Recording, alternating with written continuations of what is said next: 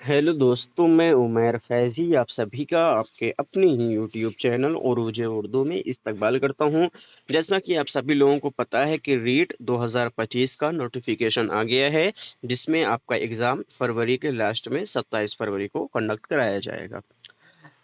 इस एग्ज़ाम की तैयारी करने के लिए उरूज उर्दू की जानिब से उर्दू का फ्री बैच स्टार्ट किया गया है। इस बैच में आपको फ्री नोट्स दिए जा रहे हैं, फ्री मॉक टेस्ट दिए जा रहे हैं और free theory wise complete free videos दिए जा रहे हैं। कंप्लीट सिलेबस को बिल्कुल फ्री कवर कराया जाएगा, मॉक टेस्ट लगाया जाएगा और फिर लास्ट में प्रीवियस ईयर जैसे हम लोगों ने महाटेट में और सीटेट में किया था, वैसा प्रीवियस ईयर भी सॉल्व कराया जाएगा। तो इस बैच का आज दूसरा दिन है। कल इसकी पहली क्लास हुई थी। अगर आप लोगों ने वो क्लास नहीं देखी हुई है तो आप देख लीजिए, क्योंकि उस क्लास में बेसिक चीज़ें समझा दी गई थी और उसके बाद एराब पर लाकर छोड़ दिया गया था। आज हम लोग एराब को पढ़ने वाले हैं। अब एक चीज़ और बता दें कि इसका जो पीडीएफ आप कहाँ से हासिल करेंगे, नोट्स कहाँ से हासिल करेंगे, तो नीचे डिस्क्रिप्शन बॉक्स में व्हाट्सअप का लिंक दिया गया है और टेलीग्राम का लिंक दिया गया है। आप दोनों जगह से चाहे जहाँ से आप ज्वाइन हो सकते हैं और बिल्कुल फ्री नोट्स को हासिल कर सकते हैं। तो चलिए आज की क्लास को शुरू करते हैं। उससे पहले सोशल मीडिया हैंडल्स देख लेते हैं। उमर फैज़ी 07 के नाम से इंस्टाग्राम आईडी है, टेलीग्राम है, व्हाट्सअप। अगर आप कुछ जानकारी हासिल करना चाहते हैं या आपको लिंक नहीं पा रहे हैं, ग्रुप में ज्वाइन होना चाहते हैं, तो आप इस नंबर पर मैसेज कर सकते हैं, आपको ग्रुप में ज्वाइन कर दिया जाएगा। और कोई भी अगर आपको प्रॉब्लम आ रही है अपने सिलेबस से लेकर या अपने रीट एग्जामिनेशन से लेकर तो आप हमें मैसेज बिल्कुल फ्री कर सकते हैं। ट्विटर आप उमर फैज़ी 07 के नाम से है। चलिए फिर आज की क्लास को हम लोग शुरू करते हैं।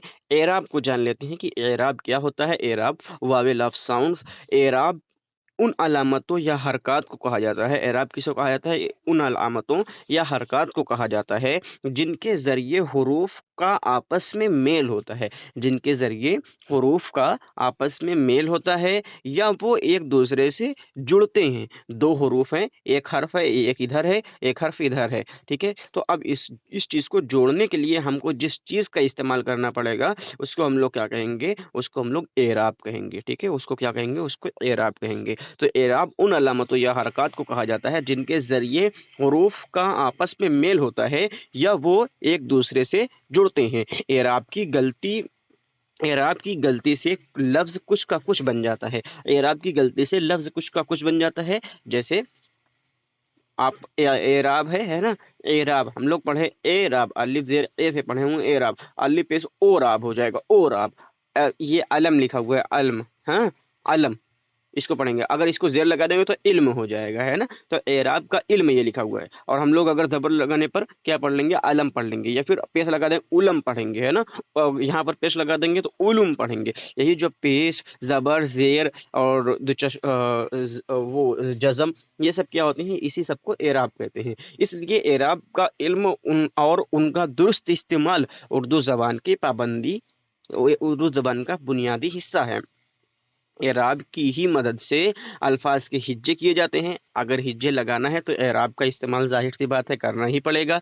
जब एराब लगाने में गलतियां होती हैं तो हम उसे गलत तलफ़ुज़ का नाम देते हैं। हम उसे क्या कहते हैं? हम उसे गलत तलफ़ुज़ का नाम देते हैं कि एराब गलत लगाया गया है। तो जैसे ये इल्म लिखा हुआ है, इसलिए एराब का अलम, इसलिए एराब का अलम। अब ये क्या है? ये एराब की गलतियां हो जाएंगी अगर यहाँ पर ज़बर लगा दिया जाएगा, है ना। जबकि ये इल्म लिखा गया है, एराब का इल्म जानना ज़रूरी है, ठीक है। इस तरह लिखा गया है।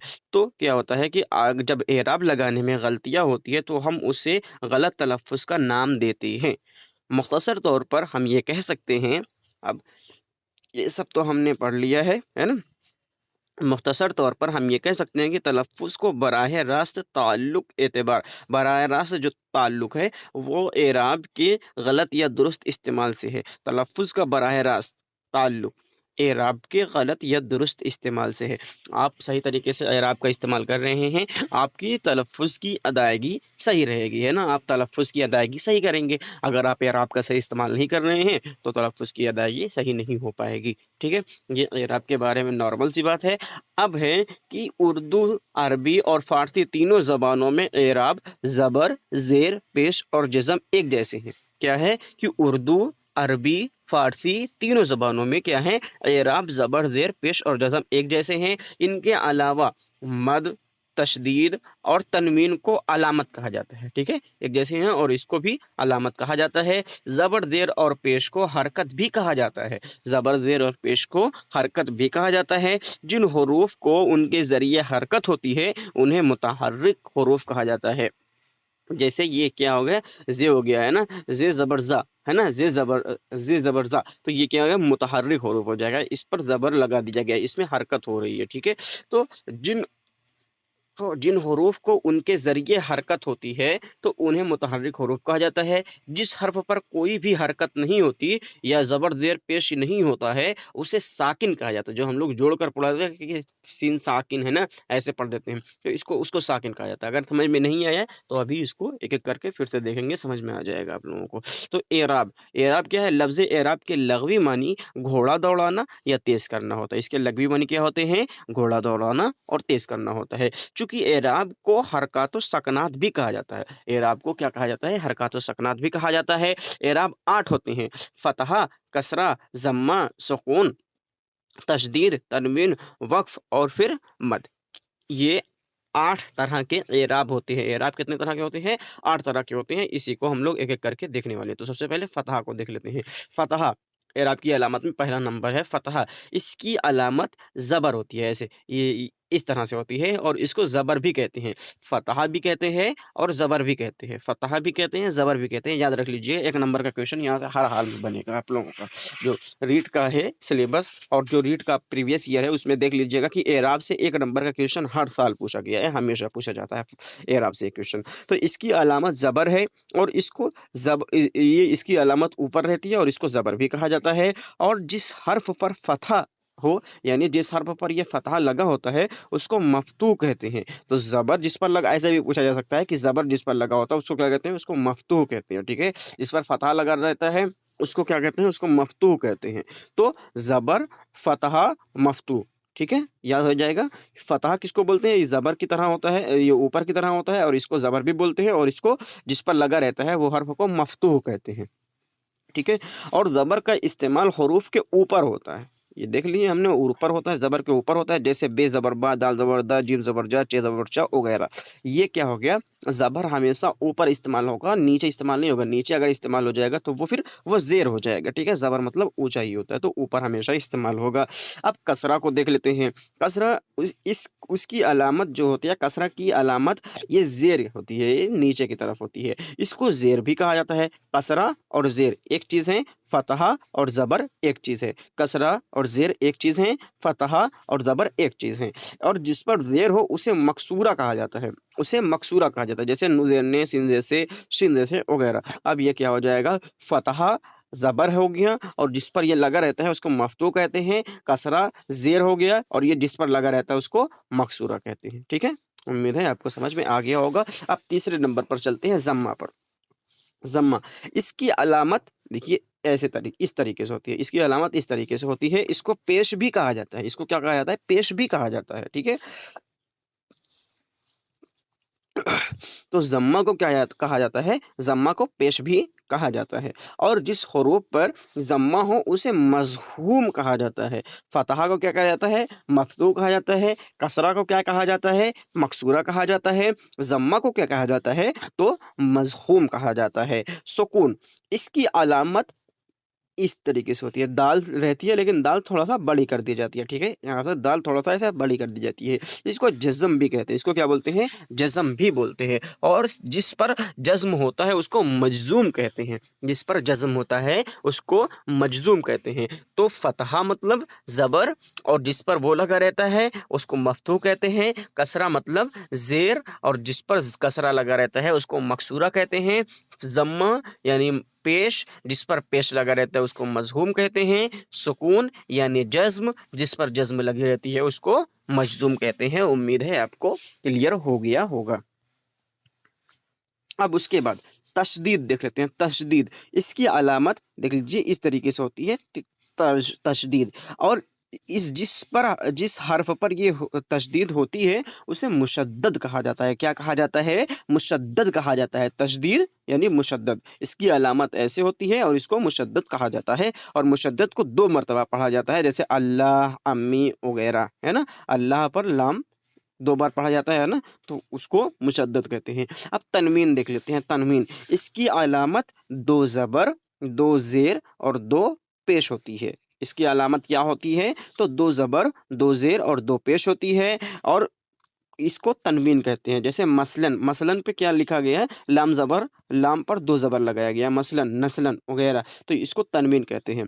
फ़तहा, कसरा, उसके बाद ज़म्मा, सुकून, तशदीद, तनवीन। अब आ जाता है वक्फ और मद।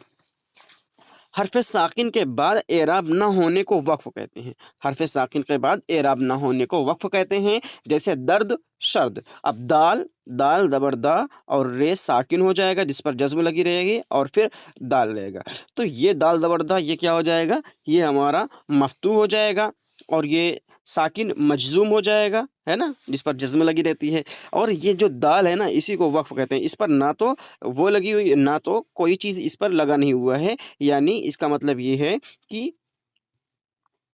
हाँ, इसका मतलब ये हो गया कि ये खाली है, ये जो है ये पार्ट दाल वाला ये खाली है, तो इसको वक्फ बोलते हैं। यानी जिस पर कोई भी हरकत ना हुई हो, उसको वक्फ बोलते हैं। तो हर्फ साकिन के बाद एराब ना होने को वक़ूफ़ कहते हैं। जैसे दर्द, शर्द, सर्द, इसी को वक्फ भी बोलते हैं ना। तो वक्फ जैसे दर्द, सर्द वगैरह।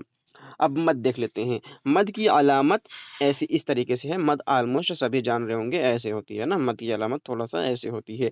ये है, और इसे खींच कर पढ़ा जाता है। क्या कहा जाता है, कैसे पढ़ा जाता है? तो इसे खींच कर पढ़ा जाता है। जैसे आदमी, आलसी। जैसे आदमी, आलसी, है ना? अब इसको 2 बार हम लोग नहीं पढ़ रहे हैं। तशदीद में ये मत होइएगा कि तशदीद और मद एक जैसा है, ऐसा एक जैसा नहीं है वो, ठीक है? तो यहाँ पर हमने तशदीद को देखा था। तशदीद सिर्फ़ तशदीद को मुशद्दद कहा जाता है, और मुशद्दद 2 मर्तबा पढ़ा जाता है, जबकि इसको क्या कहा जाता है? आदमी और आलसी, इसको सिर्फ़ खींच कर पढ़ा जाता है बस, ठीक है? उम्मीद है आपको समझ में आ गया होगा। तो हमने एराब के बारे में क्या-क्या देखा? एराब पहला फ़तहा, जिसको ज़बर बोलते हैं, जिस पर लगा रहता है उसको मफ़तूह कहते हैं। कसरा, जिसको ज़ेर बोलते हैं, जिस पर लगा रहता है उसको मकसूरा कहते हैं। एराब में फिर ज़म्मा देखें, ज़म्मा पेश बोलते हैं, और जिस पर ये ज़म्मा लगा रहता है उसको मज़हूम कहते हैं। सुकून, जज़म बोलते हैं, और जिस पर जज़्म लगी रहती है उसको मजज़ूम कहते हैं। उसके बाद फिर तशदीद, इस तरीके से इसकी अलामत रहती है, और जिस पर लगा रहता है मुशद्दद कहते हैं। तनवीन, तनवीन की अलामत 2 ज़बर, 2 ज़ेर और 2 पेश होती है। उसके बाद वक़्फ़, जिस पर कोई हरकत व सकनात नहीं हुई होती है, उसको वक़्फ़ बोलते हैं। मद को खींच कर पढ़ते हैं, उसको मद बोलते हैं। अब मखरज को देख लेते हैं। मखरज जानना बेहद ज़रूरी है। मखरज, हरूफ़ तहज्जी को मुँह से बोलने की 4 मकाम है। हरूफ़ तहज्जी को मुँह से बोलने के 4 मकाम हैं। इनको मखरज भी कहा जाता है, मखरज कहा जाता है। तो हरूफ़ हल्की, हरूफ़ खुनकी, हरूफ़ इस्नानी, हरूफ़ शफ़वी, ठीक है? ये इसके पार्ट हैं। अब एक-एक करके हरूफ़ हल्की को देख लेते हैं। हरूफ़ हल्की को हरूफ़ हलक से निकालते हैं। हरूफ़ हल्की को क्या करते हैं हम लोग? वो हलक से निकालते हैं हम लोग। जैसे हे, खे, ऐन, गैन, काफ, गाफ, है ना? ये सब क्या हो गए? ये सब हम लोग हल्क से अपने निकाल रहे हैं, हल्क से निकाल रहे हैं। इसी को हरूफ़ हल्की कहते हैं। अब हरूफ़ खुनकी जो हरूफ़ तालु से बोले जाती है, जो हरूफ़ क्या होते हैं? तालु से बोले जाते हैं, उनको हरूफ़ खुनकी कहते हैं। तालु से बोले जाते हैं। जीम, चे, ज़ाल, ज़े, शीन, स्वाद, ज़ो, ये सब क्या हो गए? ये सब हरूफ़ खुनकी हो गए, जो तालु से बोले जाते हैं। उसके बाद हम आ जाते हैं कि तीसरे नंबर पर हरूफ़ इस्नानी। इस्नानी सिन नून से बना हुआ है, दाँत यानी। जो हरूफ़ दाँत से निकलते हैं, उनको हरूफ़ इस्नानी कहते हैं। जो हरूफ़ दाँत से निकलते हैं, उसको हरूफ़ इस्नानी कहते हैं। जैसे ते, से, दाल, सीन, स्वाद, ये सब क्या हो गए? ये दाँत से निकल रहे हैं, दाँत से निकल रहे हैं ये हरूफ़ इस्नानी। अब हरूफ़ शफ़वी को देख लेते हैं। जो हरूफ़ लब से निकलते हैं, उनको हरूफ़ शफ़वी कहते हैं। जैसे बे, पे, फे, मीम, वाव, ये क्या हो गए? हरूफ़ शफ़वी हो गए। अब फिर से एक बार देख लेते हैं हम लोग हल्की। हरूफ़ हल्की जो हलक से निकलती हैं, जैसे हे, खे। हरूफ़ खुनकी जो तालु से निकलते हैं, जैसे जीम, चे। हरूफ़ इस्नानी जो दाँत से निकलते हैं, जैसे ते, से। हरूफ़ शफ़वी जो लब से निकलते हैं, जैसे बे, पे। तो आज की क्लास में हम लोगों ने क्या देखा? आज की क्लास में हम लोग एराब देखे। एराब के 8 होते हैं: फ़तहा, कसरा, ज़म्मा, सुकून, तशदीद, तनवीन, वक़्फ़ और मद। फ़तह किसे बोलते हैं? ये ज़बर रहता है और इस पर जिस पर फ़तह लगा रहता है, उसको मफ़तूह कहते हैं। कसरा यानी ज़ेर होता है, जिस पर कसरा लगा रहता है, उसको मकसूरा कहते हैं। ज़म्मा यानी पेश होता है, जिस पर लगा रहता है, उसको मज़मूम कहते हैं। सुकून यानी जज़्म होती है, जिस पर लगा रहता है, उसको मजज़ूम कहते हैं। तशदीद जिस पर लगा रहता है, उसको मुशद्दद कहते हैं। तनवीन को तनवीन ही बोलते हैं और वक़्फ़ जिस पर कोई हरकत व सकनात नहीं हुई हो, उसको वक़्फ़ बोलते हैं। और मद क्या होती है? जो आलिम अदा रहता है, इसको खींच कर पढ़ा जाता है, इसको मद कहते हैं। उसके बाद हमने देखा कि मखरज क्या होता है, हरूफ़ हल्की यानी जो हल्क़ से पढ़ी जा रही हो उसको हरूफ़ हल्की कहते हैं। हरूफ़ ख़ुनकी जो फिर हमारे तालु से पढ़ी जा रही है उसको हरूफ़ ख़ुनकी कहते हैं। और हरूफ़ इस्नानी जो कि हमारे दाँत से पढ़ी जा रही हो उसे हरूफ़ इस्नानी कहते हैं। और फिर हरूफ़ शफ़वी